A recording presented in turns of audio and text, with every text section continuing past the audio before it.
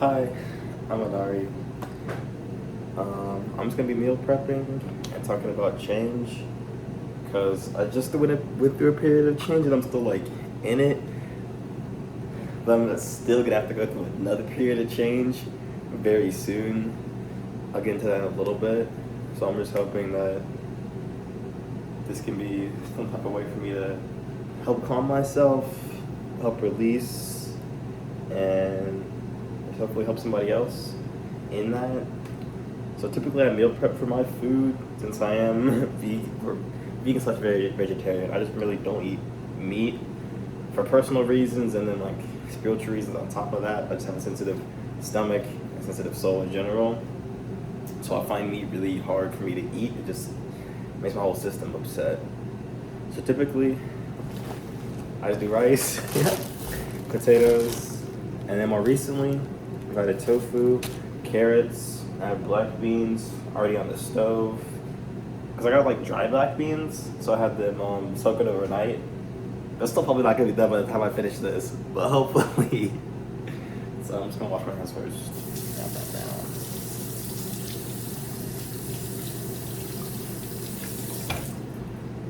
But for change, change is inevitable. You can't avoid it.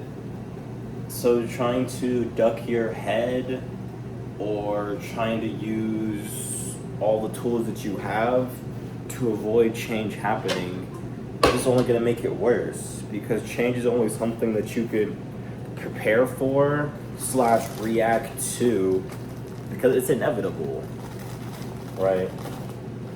So like for me, so I moved out of my parents' house in January with my best friend since high school and then his brother. But then like last week, I gotta focus on both this real quick. But last week, and we've only moved out since January, so it's only been like literally like, is it June? Like 6 months? And so then now they recently told me that they're gonna move to Greenville. Well, cause that's where their mom is right now, so it makes sense. And they're like definitely more of a family unit than me and my family were. So there's some like, not like envy, but I guess experience that I didn't really have. You know, just the type of like family unit that they have. So it makes sense for them to want to move closer to them because they still like go over there a lot. Like that's where they are right now when I'm recording this. So now I have to find new people to live with. And for better or for worse, I'm somebody that likes to keep growing regardless. I really hope I was picking all this up. But I'm really somebody that likes to keep growing and evolving myself. And then by proxy, I kind of expect other people, like the people that I have in my life, to be like that as well. Angle this a little bit more. I think it's my face. There we go. I don't want to see the cutting. Sorry. It's gonna be very scuffed. Well, so I kind of expect that from the people that I'm around. So so for better or for worse, I've not cut off, well, kind of cut off, but outgrown a lot of the people that I've known in the past. I'm not saying that in like a superiority way. I'm just saying that as like a general way. Like if the things I found funny or the things I wanted to do have shifted from the people that I'm around, and that's okay. And you don't have to beat yourself up, and I don't have to beat myself up because of that. Because people change, and that's okay. People grow, and that's okay. And if somebody doesn't want to grow, then it's not really gonna fit with me because I'm always trying to grow. So I know it's gonna be a struggle for me to find more people to live with. Cause yes, I could move back with my parents. I know they'd be very welcoming of that. But like for me personally, I just enjoy having a lot more agency over my environment and over my life.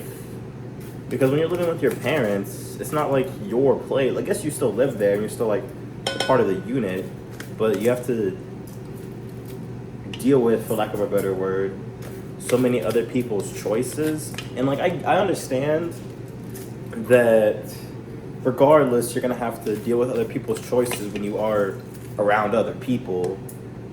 But it just, to me, like if I like a clean environment and they don't have the energy or the will or the desire or the care or the time to, what is the common area, then I have to like go out of my way to make sure everything is clean. But then for somebody to dirty it up and not be able to clean it, that just feels irritating and frustrating.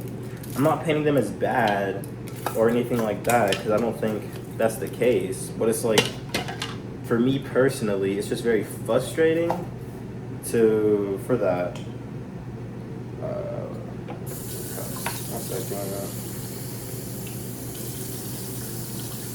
So let's say if I move back with my dad and stepmom, and then my little sister is there, and then my younger stepbrother is there too. Like, typically just stays in this room. So I know it's not like the worst, but also it would feel like I'm going backwards because I spent so much time thinking about moving and prepping myself for moving. Okay. So for the rice, typically I do like 6 cups of rice total, and it makes like 12-ish of my dishes. And my dishes are like these little things. It's not a bad size, honestly. If I like fill it up, it gets me pretty full, I suppose.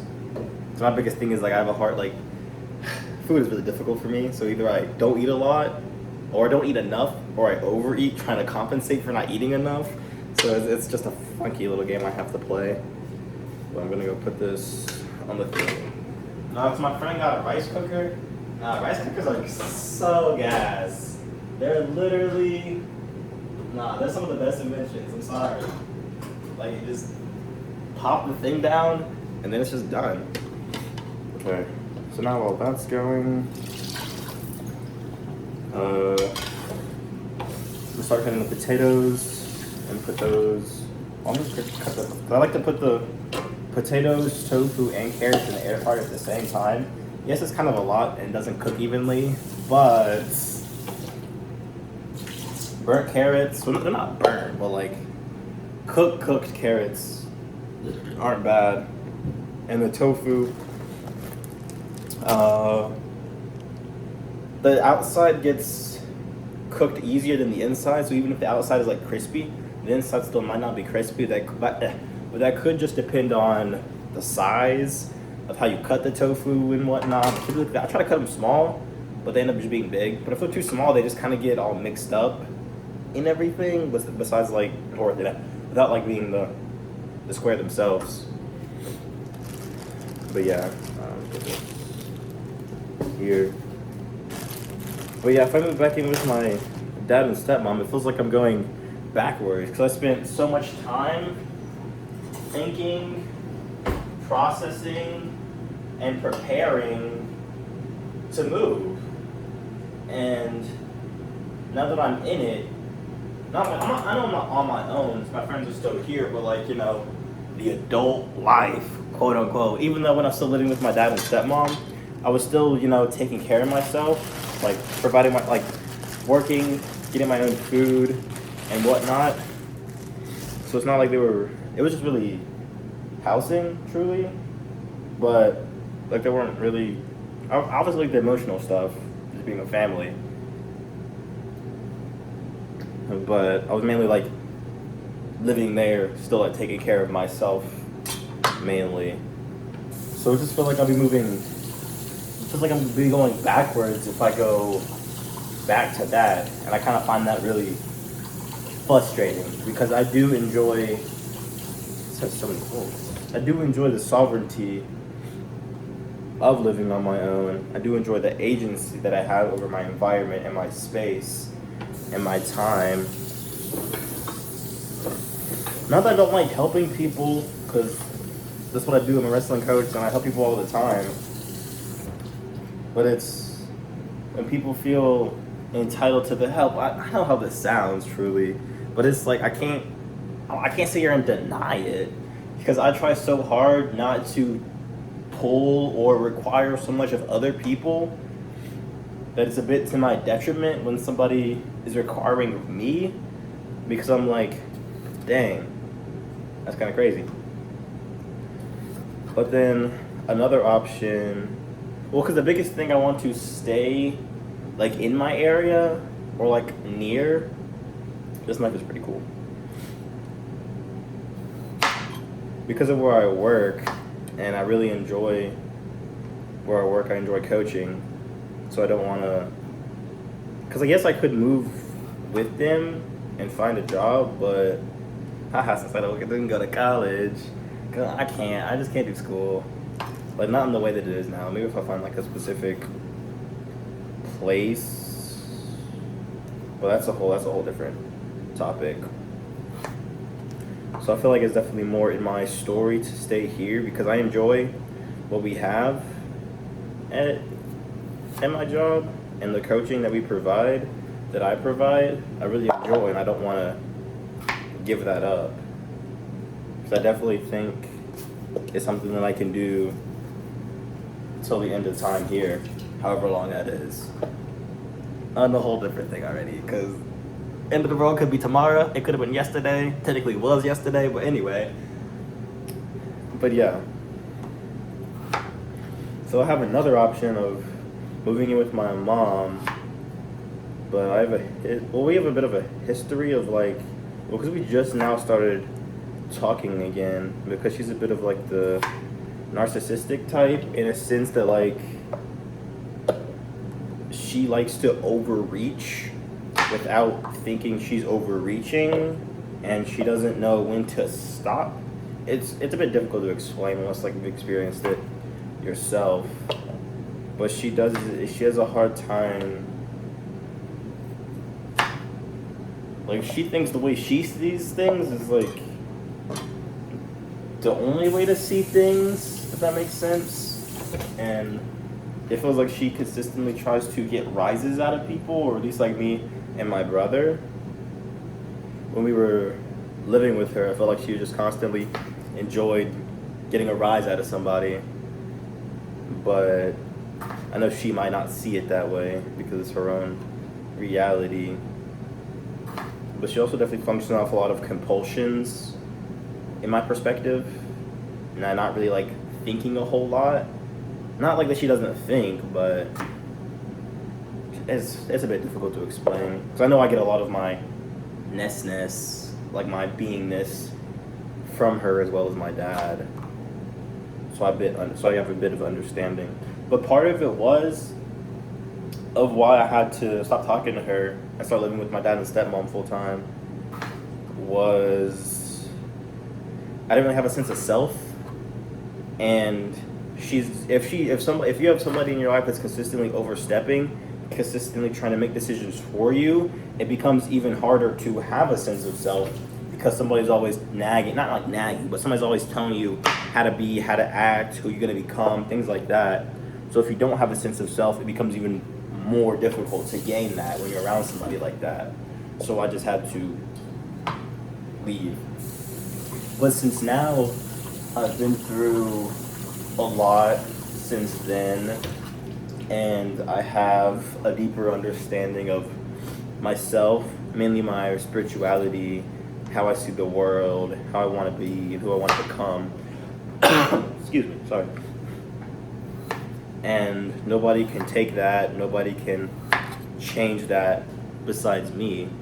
So I'm now not at a point to where she can continue to overstep my sense of self, because now I have a sense of self, right? So it's not that she has changed. She's changed a little bit, because me going no contact definitely showed her that it's all by choice, buddy. It's all by choice. You can't make me do nothing, truly.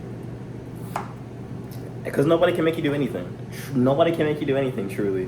That's one of my fundamentals. You can only do what you want to do. But people give away their agency through convenience and a bunch of other means. I know this is kind of getting everywhere, but my thoughts are a lot. And so living with her again would be quite the challenge, because I think it would still feel like I was a kid again, having to deal with that. And I know it's a little bit different now. I'm very different now than I was before.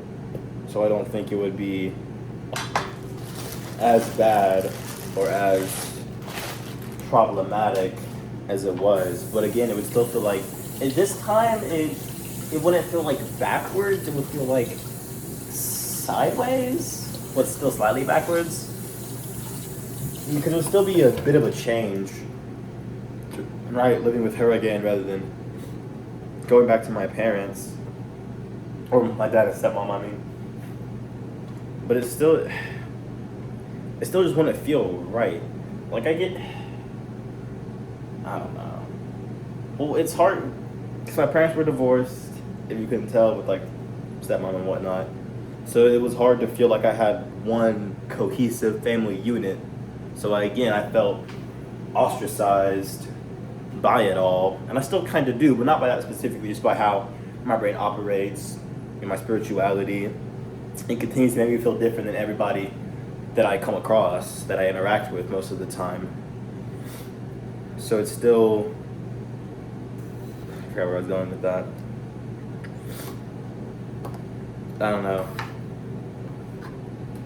Like, if I have to, I will, but it's just, would not be desirable, because I just enjoy the adult life, for lack of a better word. Because I just enjoy being in my own space and not having somebody, or not having people consistently try to crowd or overstep that, you know? So I definitely really enjoy my time and my space and my thoughts and my energy, and it's really valuable to me. And to think that I might have to go back to not really having that. Like, I had that when I was with my dad and stepmom, but the other cleanliness thing and whatnot was a problem there. But going back to my mom, it would feel like I wouldn't have this. Maybe I would. Who knows? I haven't lived with her for like, I don't even know how long. It's been quite a few years. So I don't know how that would be. But as of right now, I would feel like I would have a lot less space to just exist without being interrupted, per se. Not that I'm like, I don't know, it's hard to explain.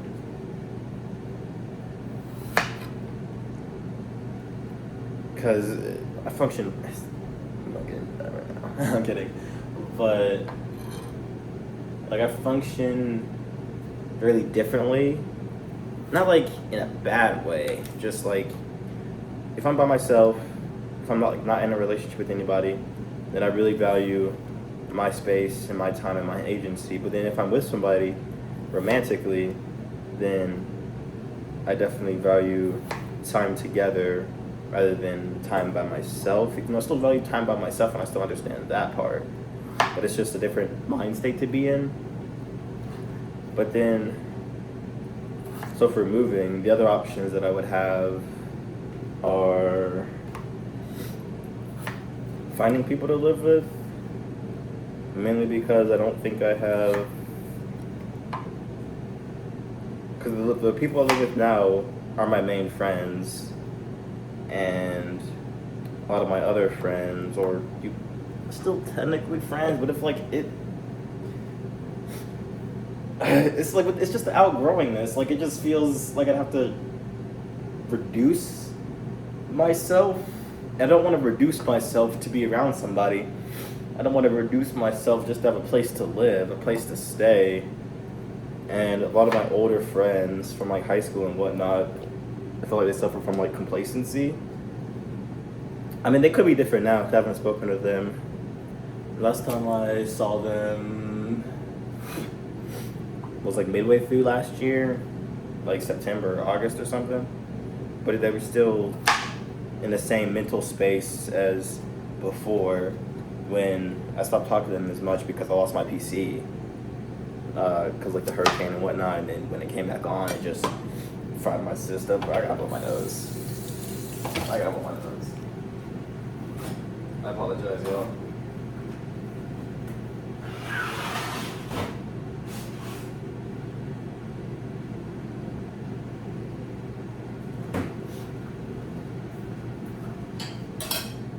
So it's like it doesn't feel like I have anybody else from the past to call on, which that's not a bad thing.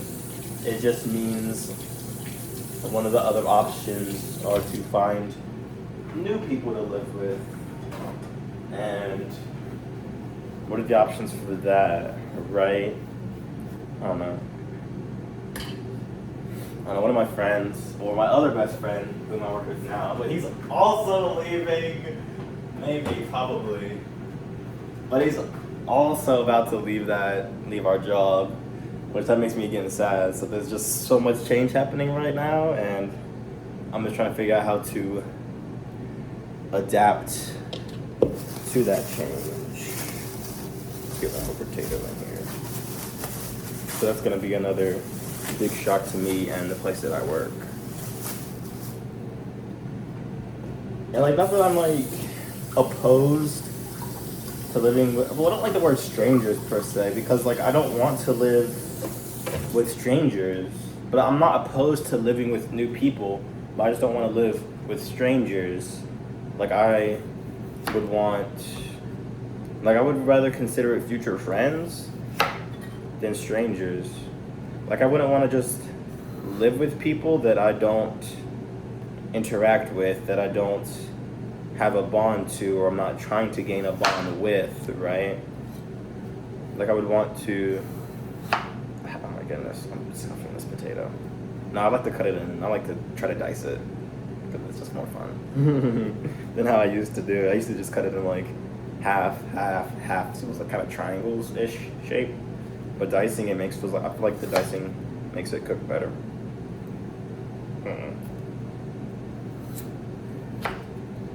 But figuring out that process is gonna be a bit challenging, because that's just anxiety-inducing for me. Like, I'm a wrestling coach with social anxiety. Ta-da! But like, I don't want to just label it social anxiety, because I feel like it's a bit deeper than that. But do I know how to explain it deeper? No, not yet. It just feels like a wall sometimes when it comes to socially interacting with people, because I'm all about depth, and a lot of people don't like that, or not accustomed to that, so they can get caught off guard, or just simply don't understand what I'm saying. And that's its own burden, to have so much information, have so much wisdom, but to still be looked at like I'm saying who the fuck knows what. It's just like, bro, I'm saying something that I feel like makes a lot of sense that I apply in my life, and somebody can look at me and be like, what are you talking about? That's just a whole another level of like frustration to me. So yeah, I think finding people to live with is definitely gonna be on my priority list. I still have like 8 months, truly.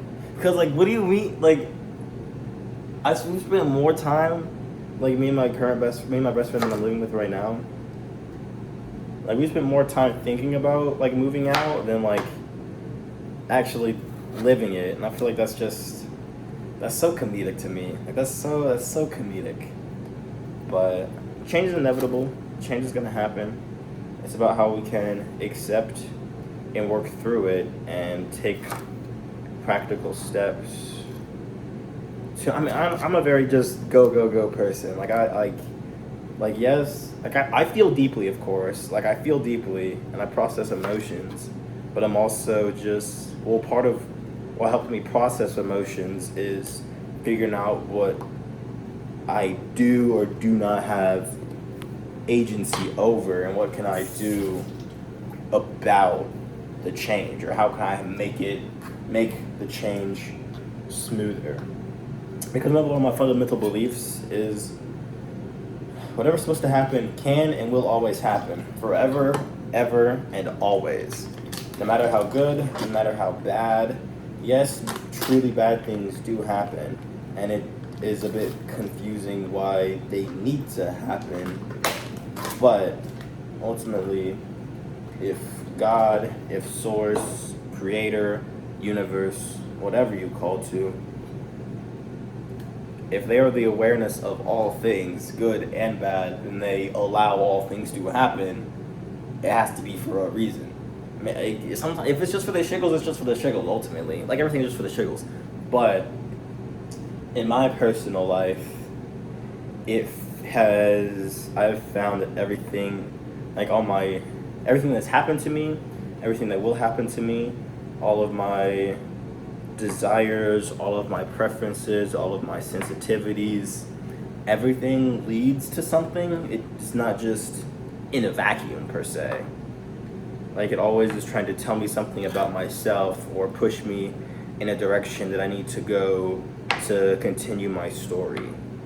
And if we sit here and fight change, resist change, we're only gonna make our source have more of a challenge trying to tell whatever story it's trying to tell.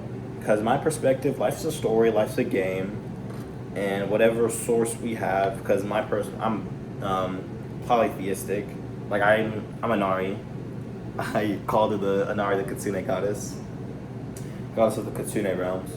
But I think there's so many different deities that are out there that people can be from, connect to, and call to. Like, you don't necessarily have to be from a specific deity to call to them. Anybody can call to any deity with warning, truly. Because if you don't know what you're calling to, you don't know what you're calling to. But I do think that everybody has a source, like one specific deity, god or goddess, or if they're outside of those binaries, that we can call to, that we can unify with, because that's whom is telling our story. Because we're not our bodies, we're the awareness of our bodies. So what is the awareness of trying to say? What story are they trying to tell? What are we here to do? And if we get so caught up on what we personally feel like should or shouldn't happen, then we kind of hinder the storytelling, because it's not necessarily what we feel like should or shouldn't happen. It's mainly what the universe, what our source is trying to tell through us, what they're trying to experience through us. So I think getting in alignment with, one, a higher self, two, whatever change is out there happening. Let me go start the means.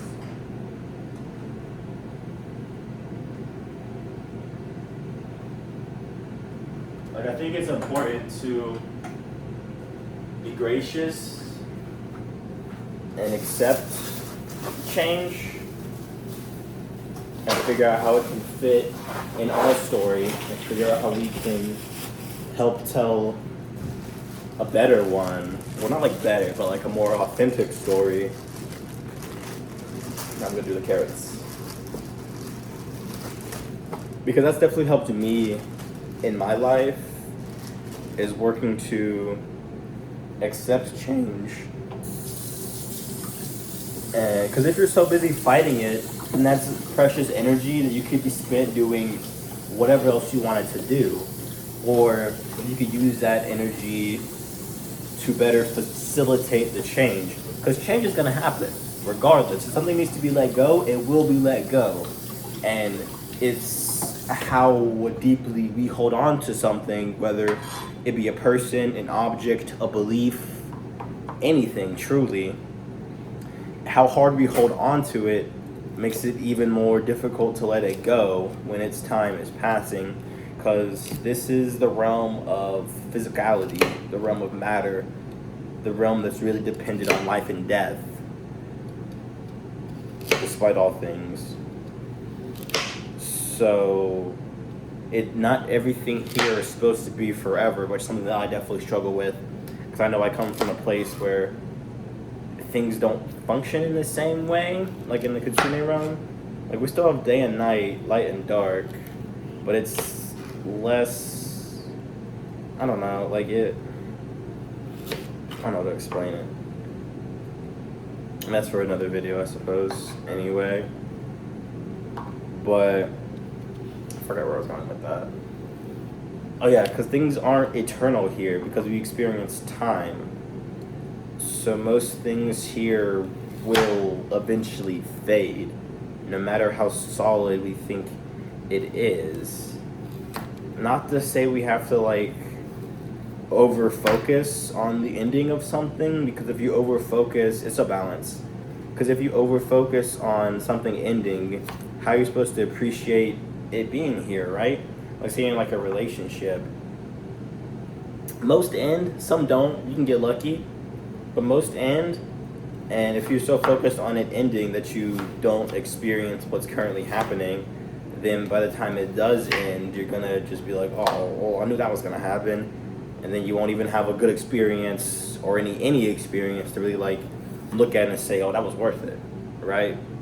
So I think regardless of what is in your life, there's good aspects and bad aspects, but it's all about how we can learn from it to better become who we are and who we would like to be, versus just allowing the waves of change just to wreck us because we're holding on to how things once were. And not to say we can't, like, recollect or think back with love and honor about how things were, but we do have to hold ourselves accountable with, oh, you can't even really see me cutting the carrots, sorry. I gotta go up, no, I gotta go down. But we have to help ourselves into knowing whether or not we're just ruminating on it for whatever reason we have to ruminate. There's not one true reason, and most of the time we don't even know the reason. We just have to acknowledge that we're ruminating and figure out how we can use our energy better. And change is tough. Like, there's no easy way through it, because if you hold something so dearly, because eventually you will, if you're around somebody, if you're around something long enough, you will eventually develop an attachment to it. And yes, I know a lot of people speak of detachment, but I don't think I think this notion of being detached from your experience and from love and from desire is a bit misplaced. But yes, attachment does make things hurt more or make it harder to let things go. But if we take it within ourselves to honor things as they are, and then when the time comes to let go, we can honor the letting go as well, and we're not clinging to it, then we can still have a deep attachment or connection to something, and then be gracious in letting it go when it has to pass. Does that feel good? Fuck no. It definitely probably won't, right? Because because I have a problem, because I have a lot of things in my awareness that I use and have downloaded to be able to just face anything, but it comes at a cost, because I do feel a little bit tuned out of my emotions. Like, I know I feel my emotions within my body, but it's hard for me to respond or to show a feeling in the moment, because I'm already processing it. I'm already, like, in the neutral phase. Like, I'm not, I don't know how to, it's difficult to explain how my brain does it. Like, it just feels automatic at this point. Like, no matter how dear I hold something, I know that inevitably I guess because the knowing that everything here in this reality, especially the physical reality, will eventually subside, will eventually wane, will eventually fall, will eventually go away. So, not that we have to hyperfixate on that, but when it does happen, it's not a surprise. It's not a surprise. Because inevitably, everything will one day. So, it's a lot about how we manage ourselves, manage our focus, and do what we can about it. That's why I'm filming this, to hopefully just relax. Not that I'm saying anything that I didn't already have cross through my brain, obviously, but just try to calm yourself, because everything is going to be okay, because everything is how it should be. Yes, bad things happen. Yes, good things happen.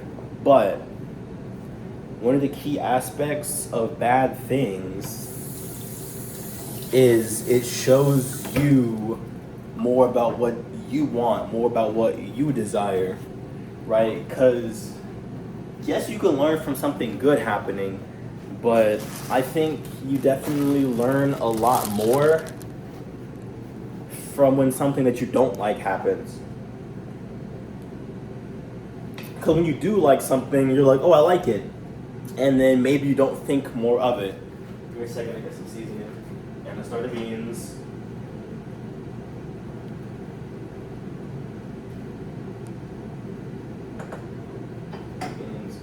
I know it's still not gonna be done. I'm just coping at this point. Frick, I forgot my train of thought. Dang it, dude. Dang. I'm trying to think. Cheers. But let's see.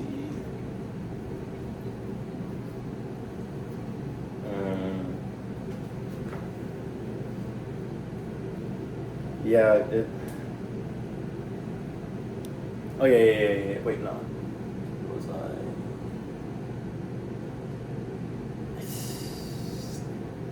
Dang, I forgot my train of thought. Fuck. I need to just hop on something different. Like it.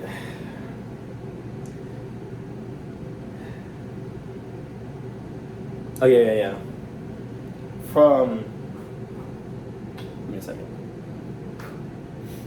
So if something good happens, obviously it depends on your personality.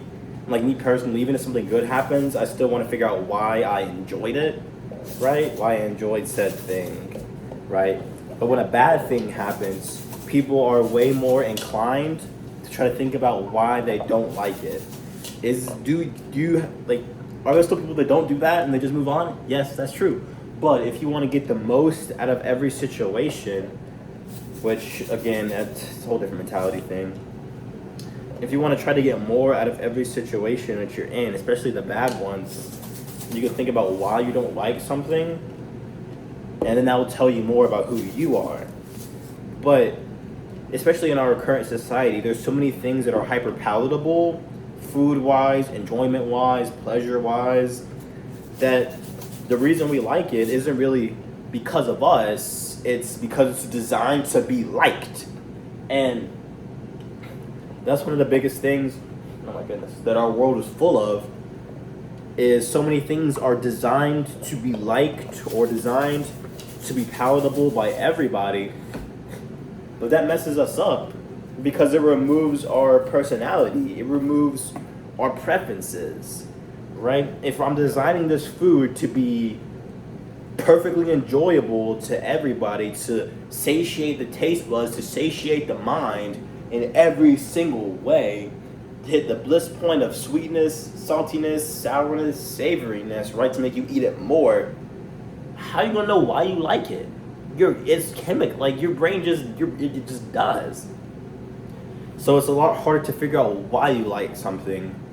That's why I'm glad my body is so sensitive, because when I know if something doesn't upset my body, I know I like it. Well, obviously if like it tastes good or whatever, but like if it's not causing me disarray, I'm gonna like it. Whether if it's bland or super bold, if it doesn't dysregulate me, I'ma like it, because that's what I base my reality on, is being regulated in like my body, my mind, my emotions, everything truly. That's why I meal prep. That's why I kind of don't do a whole lot, because I just can't. It's just so much is like dysregulating, overstimulating to me. So then when something bad does happen, we can take it upon ourselves to think about why we don't like it. But we should hold the same degree of introspection when something good does happen. Because if something good does happen, one, that's great. Two, why? And how can we experience it more? Because sometimes if you think you enjoy something, but you only enjoy that for, give me a second.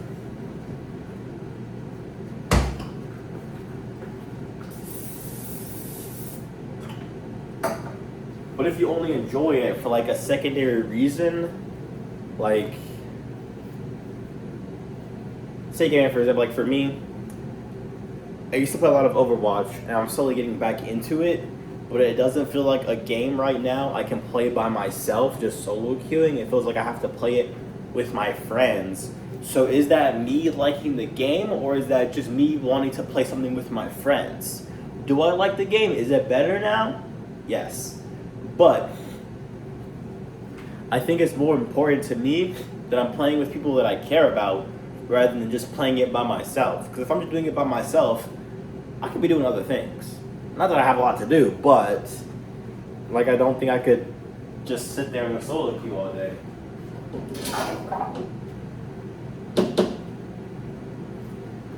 And now I just put all this in my air fryer.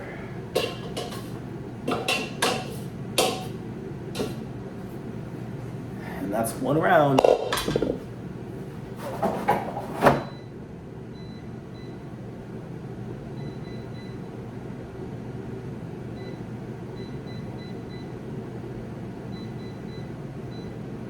One second, I'm gonna blow my nose again.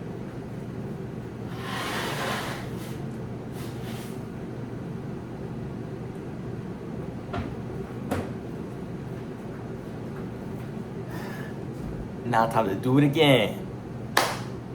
Yippee! Sort of. But now it's, I don't know, it just gave me a new perspective on things that I enjoy. Now that I'm like, okay, why do I enjoy said thing? Like for me, I really love foxes and rice and potatoes. I want to say rice and potatoes, but I really love foxes. But so for rice and potatoes, like, it's just, this one is so good. Two, it doesn't mess up my system. And it's like, so I know that I like it because it's for me. And is it funny? Is it funny that Inari, the Kitsune goddess, is also really heavily connected to grain? I thought they were coming for a second. And rice, her name is literally, can be translated to the rice bearer? Is that a coincidence? I don't think so. But that's why I think everything, all your preferences, do relate back to your source and how and who you are. I know this is kind of a long-winded video, but I might cut it short. Nah. I don't have anything else to say right now. I kind of got it all that I was trying to get out. Anything else would kind of be a different video topic, even though this kind of touched so many points. But I guess to round it back, change is inevitable. We must try to accept and be a part of that change rather than trying to resist it because it makes it tougher. And why would we want to make our life tougher versus allow it and make it easier? Does that mean everything is going to be pleasurable and enjoyable in the process of change? No. Because I don't think shedding is supposed to feel good when you're losing what you thought you were supposed to have for longer. So I don't think change is always supposed to feel good. I think it's just supposed to feel new, unknown, and maybe scary. But in that rawness, then we can use our agency to better make the experience after change one that we want, one that we like. But if we hold on through that change, then it has to be ripped from us. Then we're gonna feel even worse after the change than before, than during. But if we're going with the change, allowing it to happen, and changing within ourselves, changing our minds, changing our habits, our thought processes, what we do, if we're becoming a part of that change, it makes the end result of the change a lot more clearer, conciser, and more aligned with what we are and what we want. I really want to get this to an hour, but I don't want to just fill it with stuff just to get it to an hour. So I think I'm going to end it here and just kind of relax, finish this other session of like the meal prepping bit, because that makes like 4-5 dishes, like the rice and then those, and I like to make like 10 to 12 just because like one a day is okay, but I definitely found that I need to eat more. Like I eat oatmeal in the morning, I need to figure out something else to eat because I'm allergic to vegetables and fruits. So a vegetarian / vegan that's allergic to fruits and raw vegetables. Yeah, this shit's not easy. It's just not easy. I ain't like, bro, it's just not easy. And so I like to eat 2 of the meal, like I eat 1 for lunch and then like before I go into work, and then or just coaching. I don't really like to call it work because it doesn't feel like work. I'm just kind of there existing. And then I like to eat 1 after, like when I get home. I'm just trying to figure out more to add to my dishes, add to my meal preps. Because meal prepping is very important. And I mean, cooking is important in general because it's definitely like a skill / a pastime that we have neglected or that we have commodified because just the state of the world and the hustle culture of capitalism. So that made cooking feel not worth it or too slow or just not fun and whatnot. Because yes, I know if you work like a standard job, 9 to 5, you get home, you're tired as fuck from the soul crushing bit, doing something you didn't even really want to do, you just wanted money. It's because you need money to live, just because you want a place to stay. So it's like, I understand why people don't feel like they have the time or the energy to meal prep or to cook. But I think if we refocus on where we get our pleasure from, cooking will kind of go up. Because yes, I enjoy meal prepping, I enjoy cooking, I enjoy baking. It just, it feels like meditation to me in a bit because you can kind of just relax, focus, and then by the time you're done, you don't gotta do it again till like another week, or if you made enough. But it's also like for me, if I don't meal prep, it's hard for me to eat because again, so many things upset my stomach that it's so hard to just go out there. Well, 1, food's expensive. I gotta see this. 1, a lot of food's expensive. 2, it's just, it's crazy. Like there's so much I just can't eat because it just upsets my stomach and my soul. Okay, I'm gonna stop stalling. If I upload this, the props to me.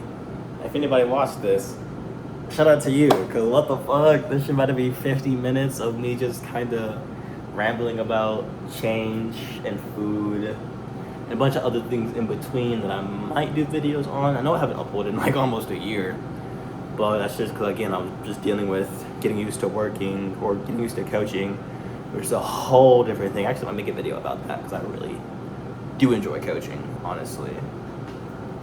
And I think it's something that I'm good at. But yeah, we'll see. But thank you. I really appreciate it. This has been Violet Fox, Inari. Yeah, I hope this has been a nice preview into the Kitsune realm and what we're all about and what I'm all about. And we're NXT, baby. Sorry. I just love NXT a lot. Thank you. I appreciate anybody that watched this. I appreciate my phone. I appreciate myself. I appreciate Source, God, Inari, Tao. I call her so many different things. I just appreciate all that I have to be able to stand in front of this camera or my phone, same thing, and record this video. And I'm really grateful for the opportunities of change that lie ahead of me. No matter how scary they may be, no matter how anxious I may be about said change, I know it'll be for the better. I know it's only changing because I'm ready. And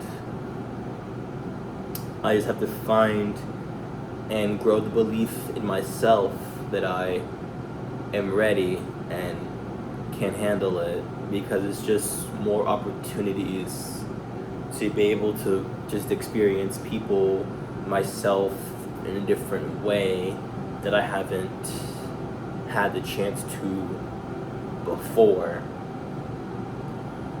And I will take all the time to appreciate the current being until the change occurs, and I will do all that I can. I will listen to my inner guidance, listen to my divine team, my divineness, to be able to allow them to better facilitate change through me and to the experience that we came here to learn, to live, to love. So I am grateful for the opportunity of change. I'm grateful that I am still standing here. And I welcome it and I honor it. And yeah, we just gotta keep telling ourselves that we got it. You got it, I got it, we all got it. When there's a will, there's a way. So if we keep our will on, if we keep ourselves strong, but also tender, if we keep our heart open, our mind clear, and our actions pure, only the best outcome will happen. Does it always mean good? No, but the best. Because I really want, let me stop. Thank you, I'm grateful, I appreciate it. Peace be with you and love always. And never kill yourself. I took that from somebody, but I fucking love it. I fucking love our Chad. Never kill yourself.